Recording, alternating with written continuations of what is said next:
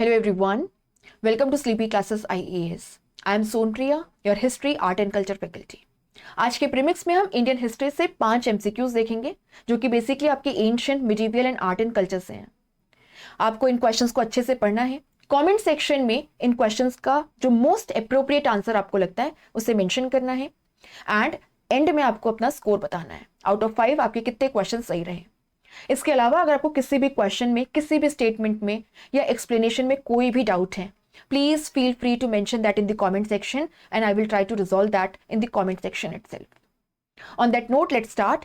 The first question is in front of us and this is pertaining to the Dahasala system of the Mughal administration. हमें यहाँ पे 3 statements दिए हैं और पूछा है how many is or are correct. पहले स्टेटमेंट में लिखा है कि the dahsala system introduced by Akbar standardized revenue collection using a 10-year average of the land produce. Second में लिखा है the land revenue was fixed at 1/3 of the produce and could be paid in cash or kind. Third statement में लिखा है the revenue rates were revised once every 10 years based on 10-year average. कि यहाँ पे 10-year cycle follow की जाती थी as far as the revenue revision is concerned. आपको बताना है कितने स्टेटमेंट्स जो हैं वे सही हैं. पहले आंसर देख लेते हैं फिर एक्सप्लेनेशन देखेंगे.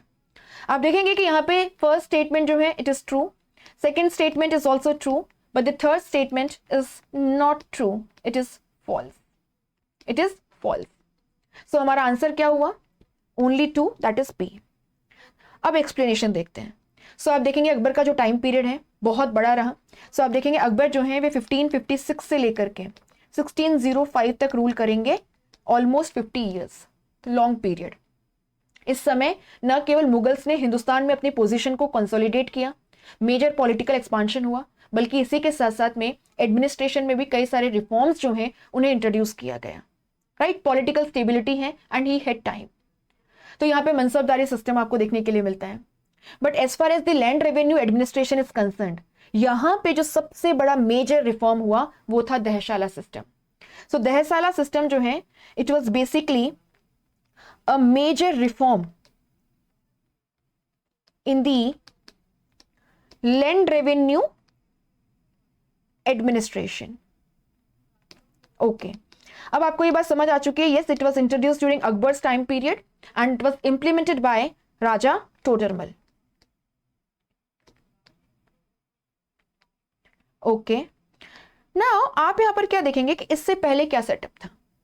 तो 1567 से 1580 के बीच में आप देखोगे मेजॉरिटीली जो जब्ती सिस्टम है ऑफ लैंड रेवेन्यू असेसमेंट, इसको फॉलो किया जाता था. तो जब्ती सिस्टम में क्या होता है? जब्ती सिस्टम में बेसिकली लैंड को मेजर किया जाता है. सबसे पहले मेजरमेंट, उसके बाद में असेसमेंट, लैंड असेसमेंट कि किस टाइप की सॉइल है, इरिगेशन फैसिलिटी है या नहीं है, है ना, और उसके बाद में कौन सी कहाँ पे क्रॉप उगाई जा रही है, किस टाइप का आउटपुट हमें देखने के लिए मिलता है. और आप देखोगे on the basis of land measurement and land assessment जो लैंड रेवेन्यू डिमांड है it was fixed annually. Problem क्या थी? एक तो प्रॉपर डेटा नहीं आता था. कानून गोज जो लोकल लेवल पे लैंड रेवेन्यू एडमिनिस्ट्रेशन से जुड़े हुए हेरिडिटरी ऑफिसर्स हैं, ये यहाँ पे प्रॉपर डेटा शेयर ही नहीं करते थे. They used to withheld information. Secondly आप यहाँ पर क्या देखोगे कि एनुअल जो लैंड रेवेन्यू डिमांड है उसमें बहुत सारे फ्लक्चुएशंस आपको देखने के लिए मिलते हैं. और ये जो एनुअल फ्लक्चुएशंस हैं ये न तो किसान के लिए अच्छे होते हैं ना ही स्टेट के लिए, क्योंकि किसान को भी सर्टेनिटी नहीं रहती कि उसे इस साल कितना रेवेन्यू पे करना पड़ेगा, और नहीं स्टेट के पास में एक स्टेबल इनकम गारंटेड होती है. तो यहाँ पे क्या किया गया कि ये जो सिस्टम था जहाँ पे लैंड रेवेन्यू डिमांड को एनुअली एस्टिमेट किया जाता था, इसके जगह पे लास्ट 10 ईयर के जो प्रोडक्टिविटी और प्राइजेस का एवरेज है उसके बेसिस पे रेवेन्यू की डिमांड को फिक्स किया गया as far as the dahsala system is concerned. तो dahsala system was introduced in 1580 during Akbar's time period and it was implemented by Raja Todermal. In the Dahasala system, the average of last 10 years productivity, output and prices for different crops were taken into account and modified form में यहाँ पे जो local prices हैं, जो local productivity है, उसको ध्यान में रखा गया था. ठीक है. सो एक जो एवरेज है लास्ट 10 ईयर की प्रोडक्टिविटी का, प्राइस का with respect to different crops at the local level, उसके बेसिस पे आप जो है वो रेवेन्यू डिमांड को फिक्स करेंगे. यानी 1580 में जब रेवेन्यू की डिमांड फिक्स की गई तो लास्ट 10 ईयर का जो आउटपुट है, यानी 1570 से 1580 का जो आउटपुट है उसका एवरेज, और 1570 से 1580 के बीच में जो प्रिवेलिंग प्राइसेस है उनका average with respect to different crops, उसको ध्यान में रखते हुए रेवेन्यू की डिमांड को फिक्स किया गया. इससे फायदा क्या हुआ? इससे फायदा ये हुआ कि अब आपको एनुअली लैंड रेवेन्यू एस्टिमेशन जो है वो नहीं करना पड़ेगा. आप यहाँ पे जो एनुअल फ्लक्चुएशन है उन्हें रूल आउट कर सकते हैं.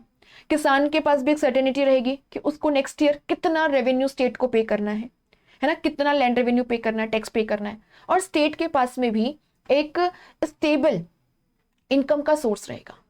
So basically the Dahsala system was aimed at standardizing the revenue collection and it was a step towards stable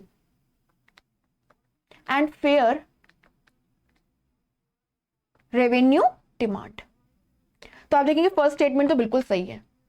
second statement की अगर हम बात करें कि स्टेट का कितना शेयर होता तो बिल्कुल सही बात है. नॉमिनली इन जनरल अगर हम देखें तो स्टेट जो है वो जो भी एवरेज है ना, तो जो भी एवरेज आउटपुट है उसका 1/3 एज अ टैक्स कलेक्ट करता था. और ये टैक्स जो है ये कैश और काइंड दोनों में कलेक्ट किया जा सकता था. दो स्टेट जो है वो आमतौर पर कैश में रेवेन्यू कलेक्शन को प्रेफर करता था, बट हाँ म्यूचुअली जो भी कन्वीनियंट होता था उसको फॉलो कर लिया जाता था. यहाँ पे कोई ऐसा कंपल्शन नहीं था कि कैश में ही कलेक्ट करना है. तो आप देखेंगे स्टेटमेंट सेकेंड भी सही है अगर आप सतीश चंद्रा जो है उनकी जो मिडिवल हिस्ट्री की टेक्स्ट बुक है, आपकी ओल्ड एनसीईआरटी है, उसे फॉलो करते हैं. नाउ ठीक है ये तो कि सेकंड स्टेटमेंट जो है वो भी ट्रू है, बट मैंने यहां पे कहा कि नॉमिनली जनरली जो स्टेट की डिमांड है वो होती थी 1/3 of the average produce. But यहां पे हमने नॉमिनली या जनरली क्यों बोला? क्योंकि इसमें एक्सेप्शंस थे. आप देखोगे कश्मीर जैसे जो एरियाज हैं जहां पे सेफ्रॉन उगाया जाता है वहां पे स्टेट की डिमांड होती थी half of the produce. Rajasthan जैसा जो एरिया है जहां पे इतनी इरिगेशन फैसिलिटीज नहीं है, सॉइल की फर्टिलिटी बहुत अच्छी नहीं है, वहां पे जो रेवेन्यू की डिमांड होती थी वो 1/3 से भी कम होती थी. तो आप यहाँ पे देखेंगे फर्स्ट सेकंड स्टेटमेंट जो है वो बिल्कुल सही है. नाउ अगर हम थर्ड स्टेटमेंट की यहाँ पे बात करें तो आप यहाँ पे देखेंगे यहाँ पे लिखा हुआ है कि रेवेन्यू रिविजन के लिए 10 ईयर साइकिल जो इसको फॉलो किया जाता था. ये बिल्कुल गलत है. अब ऐसा नहीं है कि 1580 में लैंड रेवेन्यू की डिमांड को फिक्स किया गया है based on the average produce and prices of the last 10 years, that is 1570 to 1580 at the local level for different crops. तो अब नेक्स्ट रिविजन 1590 में होगा और उसके बाद 1600 में नहीं, ऐसा कुछ नहीं है. स्टेट ने 1580 में फिक्स कर दिया.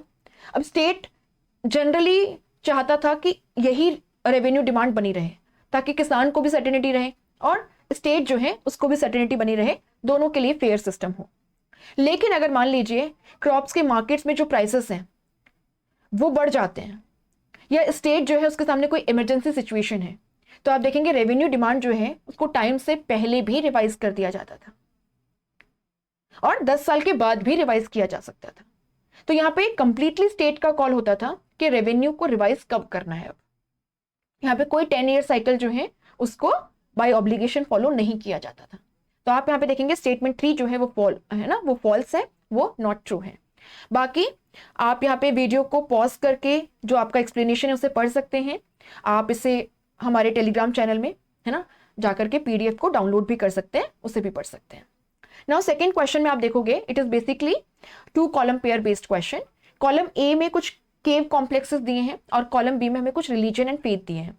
हमें इन्हें करेक्टली मैच करना है और बताना है कि ए बी सी डी ये जो 4 ऑप्शंस हैं इनमें से कौन सा ऑप्शन कॉलम ए के जो ऑप्शन है उन्हें कॉलम बी के ऑप्शन से करेक्टली मैच करते हैं.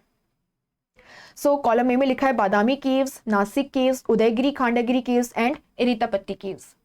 कॉलम बी में Jainism, Hinduism, Buddhism and Jainism.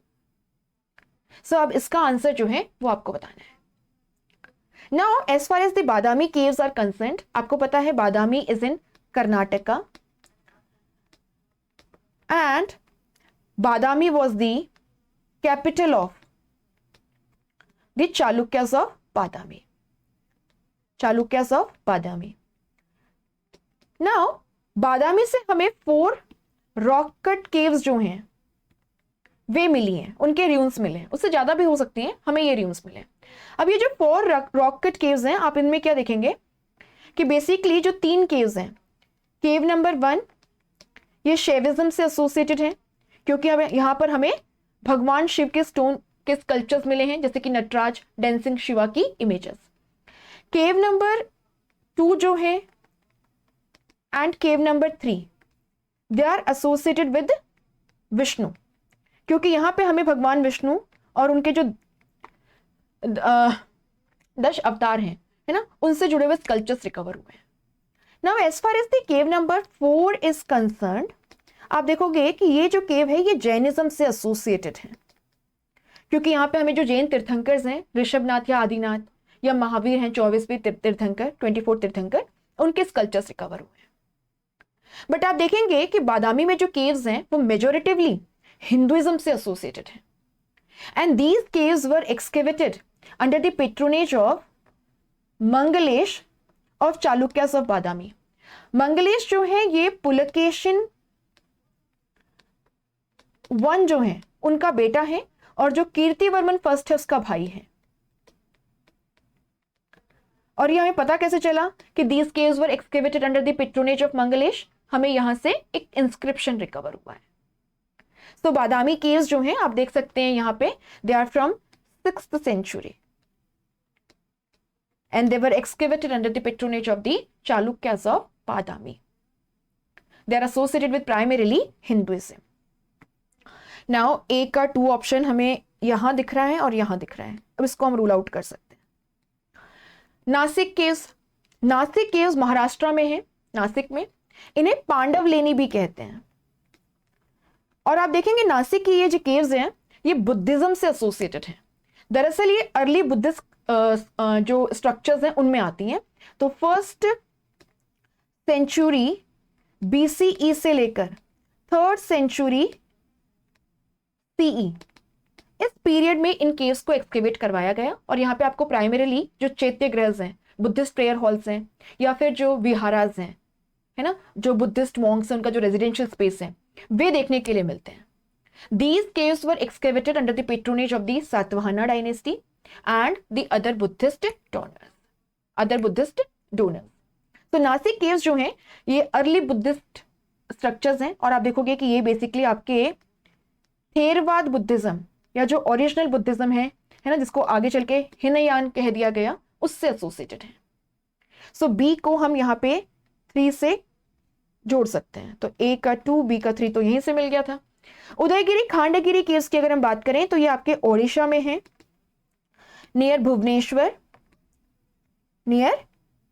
Bhubaneswar. And आप देखेंगे कि ये जो केव्स हैं ये जैनिज्म से एसोसिएटेड हैं। यहाँ पे कुछ बहुत ही फेमस केव्स हैं, जैसे कि आपकी हाथी गुफा केव, जहां से हमें खारवेला जो है चेदी डायनेस्टी के, उनका इंस्क्रिप्शन मिला है, जो कि जैन नमोकार मंत्र से शुरू होता है और हमें खारवेला के जो मिलिट्री कैंपेन्स हैं उनके बारे में भी बताता है। इसके अलावा आप देखेंगे कि यहाँ से हमें रानी गुफा केव मिली है, which is basically a 2 story cave. So Udayagiri Khandagiri caves जो है ये जैनिज्म से एसोसिएटेड हैं। आप सी का 1 जो है वो मार्क कर सकते हैं, which makes A as our correct answer. Now as far as the Arittapatti caves are concerned, they are in Tamil Nadu and these caves are associated with both Hinduism and Jainism. So आप यहाँ पे देखेंगे कि हमारा correct answer है A। बाकी आप explanation जो है वो यहाँ पे पढ़ सकते हैं वीडियो को पॉज करके या टेलीग्राम से PDF को डाउनलोड करके।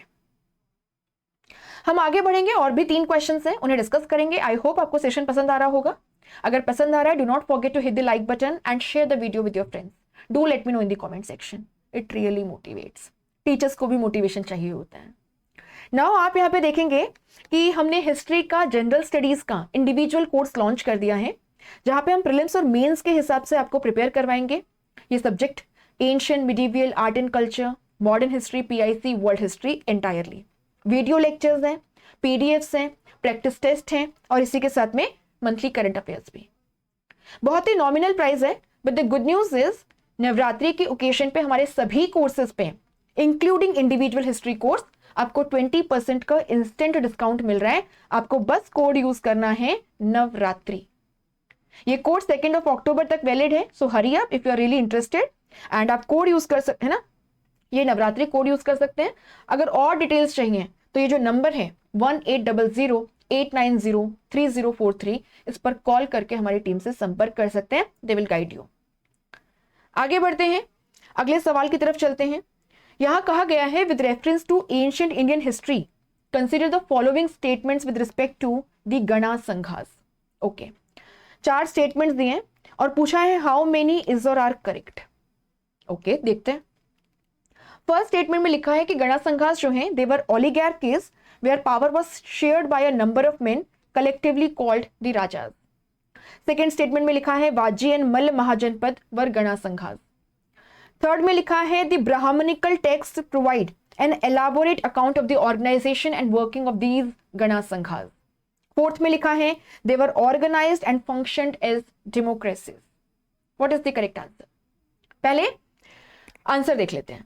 आप देखेंगे कि यहां पे बेसिकली फर्स्ट स्टेटमेंट जो है ये ट्रू है, सेकंड स्टेटमेंट जो है वो ट्रू है, थर्ड स्टेटमेंट फॉल्स है, not true, and the fourth statement is also not true, it is false.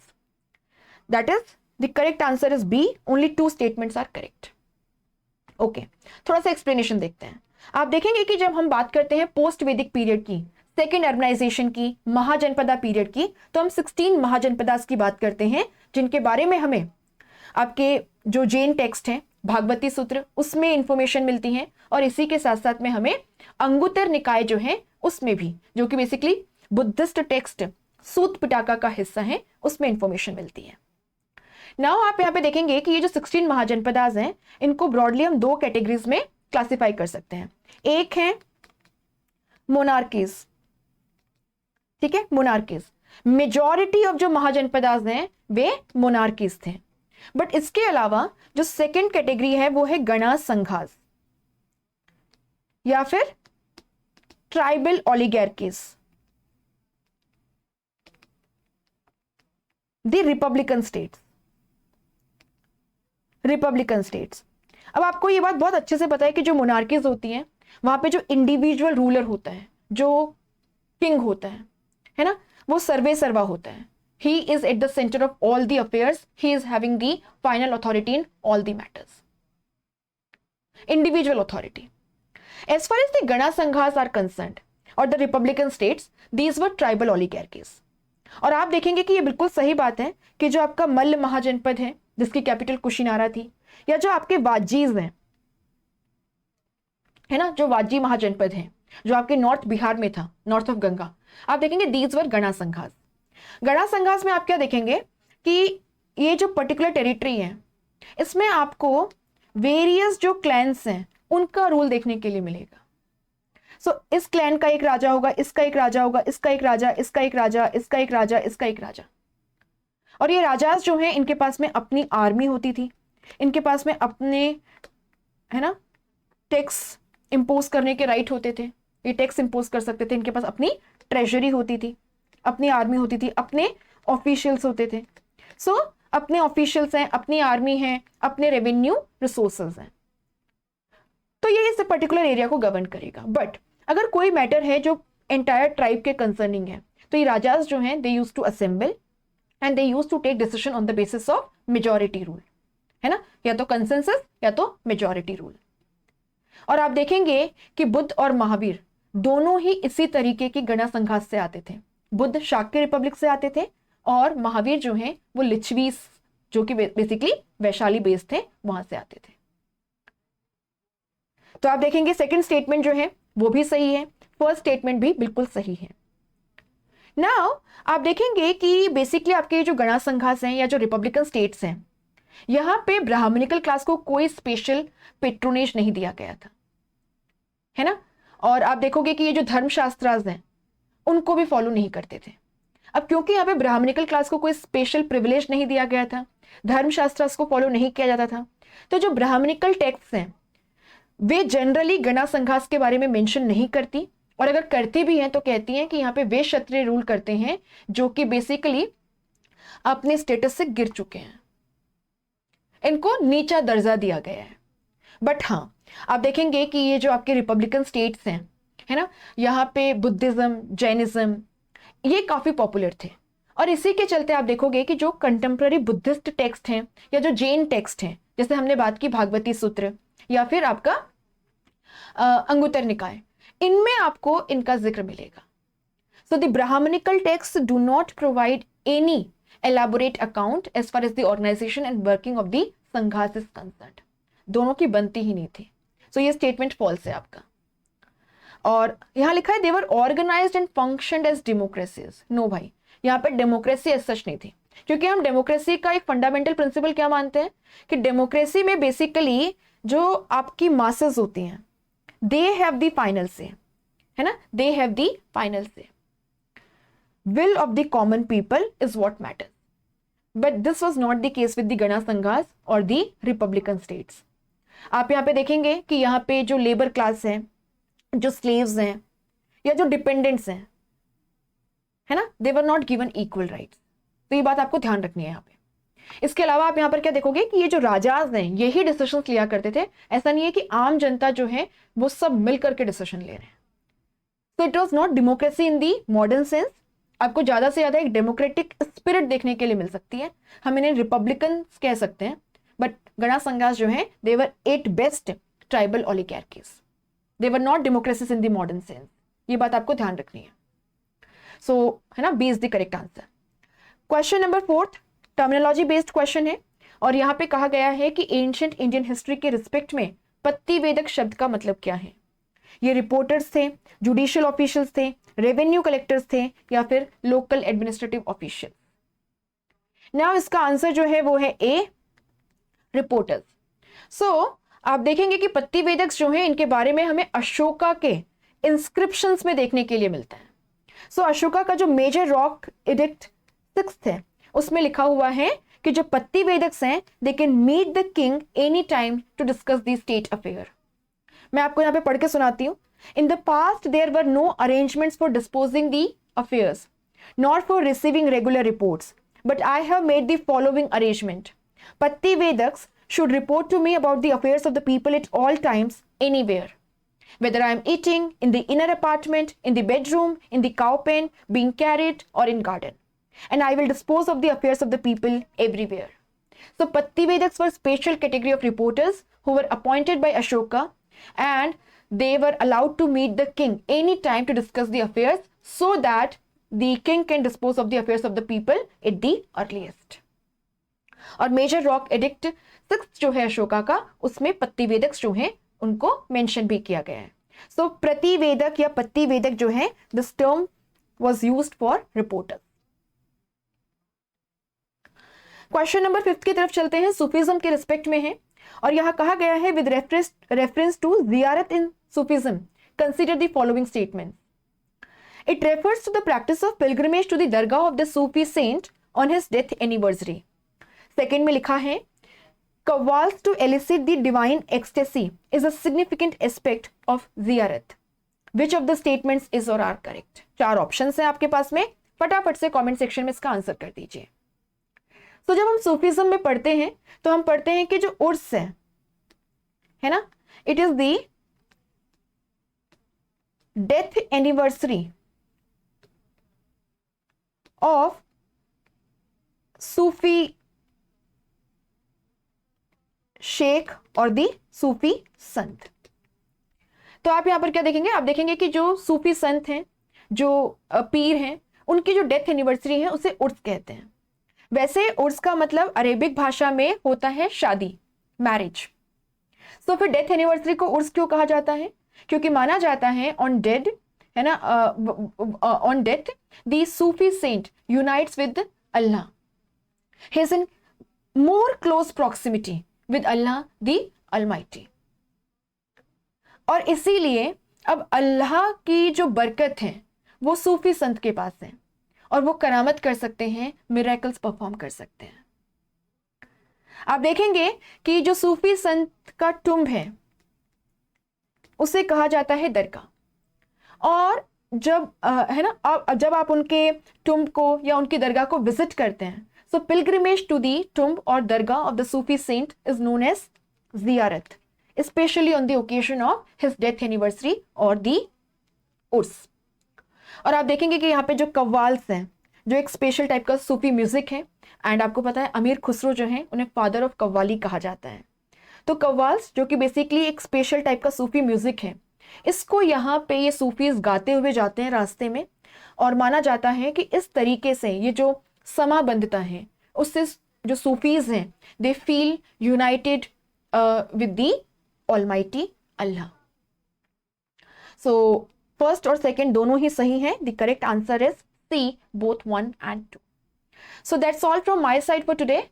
And आप यहाँ पे इसको रोक के पढ़ सकते हैं, आप चाहे पीडीएफ डाउनलोड करके पढ़ सकते हैं। कमेंट सेक्शन में अपना स्कोर मुझे जरूर बताइएगा, और इसी के साथ साथ में आपको सेशन कैसा लगा ये भी। अगर आप इस पर्टिकुलर सीरीज को एंजॉय करते हैं तो do not forget to hit the like button and do share with your fellow mates who are preparing for this particular exam और अदर एग्जाम्स जहाँ पे ये कॉन्टेंट रेलिवेंट है। बाकी एक हम्बल रिमाइंडर, हिस्ट्री का इंडिविजुअल कोर्स हमने general studies के लिए लॉन्च कर दिया है, जहाँ पे प्रीलिम्स और मेंस के हिसाब से आपको कंटेंट प्रिपेयर करवाया जाएगा, video lectures, PDFs, current affairs, practice test. बहुत ही नॉमिनल प्राइस है, एंड 2 अक्टूबर तक स्पेशल डिस्काउंट चल रहा है नवरात्रि की ओकेजन पे। You just have to use the code Navratri, NAVRATRI। आपको इंस्टेंटली 20% ऑफ मिल जाएगा। ये 2 अक्टूबर तक वैलिड है। Thank you so much.